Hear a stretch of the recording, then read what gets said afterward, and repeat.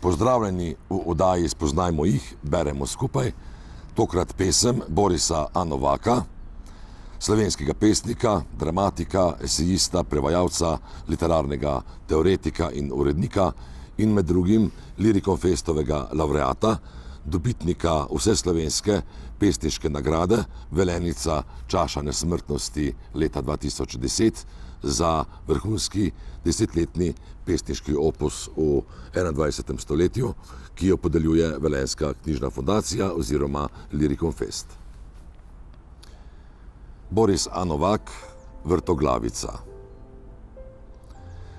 Globina se je pred menoj odprla, kot temna maternica vseh skrivnosti.